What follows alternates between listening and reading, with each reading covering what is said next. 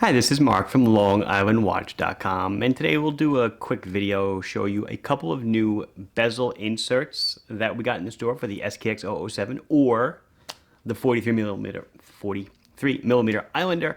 I did it on Instagram about a week or two back, but I guess I don't think I ever did a video on it. I'm now selling the dials to a lot of the solid colored Islanders, so I'm just going to show you the dials for those of you that are really a little like to take your modifications a little bit more to the advanced level. Because to get to the dial, you have to basically have to remove everything except break down the movement. So as far as, gross mods, I think that's one of the bigger ones. Because for me personally, removing and replacing hands is like, I dread it, don't like it at all. I'm only wearing one watch today. I'm still wearing my Yachtmaster 40 in blue. The other wrist, unfortunately, has nothing. It is barren. So let's check out a couple of new mods. So I really enjoy doing videos like this because I can show you what you can do to your watch to change it with usually a little amount of investment, and the change is drastic. So here is a stock Islander. This is the one I wear. This is the ISL 02, I believe. Yes, with the dive ceramic inserts. What I've gone ahead, popped off the bezel, removed the insert, put the bezel back on a different watch that I had hanging around. And so I could just lay a bezel in. What I want to show you is just what it looks like if you... So here is I forgot to introduce them, right? I got two new steel brush inserts. Okay, both they're the same size. They're sized, and they're flat. Size for the SKX 007, 009, 011. Fit any of the bezels, whether our bezels or a bezel that you purchased somewhere else. They are flat, as I was mentioned, so it usually works best with a flat, the crystal with the bevel. You can use a domed crystal like the ones we sell, but be careful, some crystals out there from other vendors don't have the bevel, and they're really made to integrate with a sloped bezel. Yes, I'm saying bezel and bevel. Not using them interchangeably, they mean different terms. The bevel is that break at the edge of the crystal, and the bezel is this, and the insert is this. So both are brushed steel, and where they are indented, they are dyed black. And the only difference between the two is that this one's got a red triangle, and this one's got a black triangle. Both have a lume pip. That's all the lume on them is just the pip. They're both 19 bucks, so a deal. Not expensive at all, and just a little bit of know-how, guys. You can swap them yourself.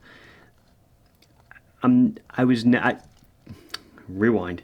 This is my first foray into steel bezel inserts, and they were offered to me, and I was like, you know what, let me see what it does. And it makes a very clean look, because now the bezel insert matches the case. Here, it matches the dial, stands out a bit, but it does something very different. It makes the case of the watch appear maybe more substantial, creeps in on the dial more.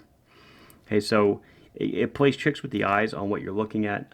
I probably like the one, I like the one with the red triangle, maybe like a red second hand or something to pick up the accent.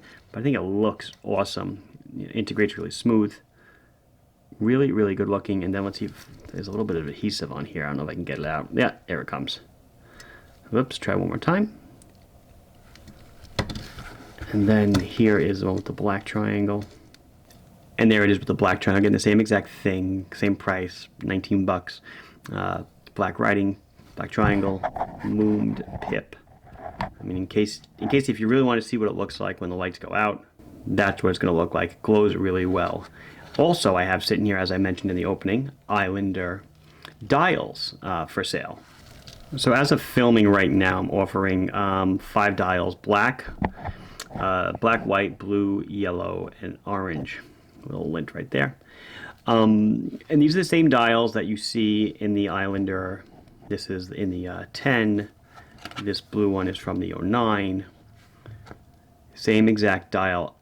I wasn't intending to sell these, but I had some spares, so I figured, you know what, maybe people will buy them. People have been buying them. Not expensive.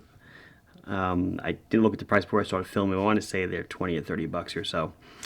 It's regular brass dial, painted, applied indices, just like the real one. Actually, it is the real one. And I also sell the chapter rings, obviously, to match. The orange. People have been asking me, will you be selling that ISL 18 dial on its own? I probably will. I'm just not doing it yet. getting my feet wet with all this stuff first, and the yellow. As I mentioned in the opening, you know, dials are one of the things that I really dread doing. Don't like doing it at all. Taking a movement out of a watch, all the other stuff, no problem. Minor things fine, the bezel, the insert, all good. But once we start getting into dials, you know, think about it, guys. You got to take the movement out, then you got to pop off all the hands. The dial sits on, there's 2 feet on the back. It's pressed in. You pry off the dial, put on the new one, and then revert. I hate putting hands on, like I said. Just, I don't have a feel for it with my fingertips.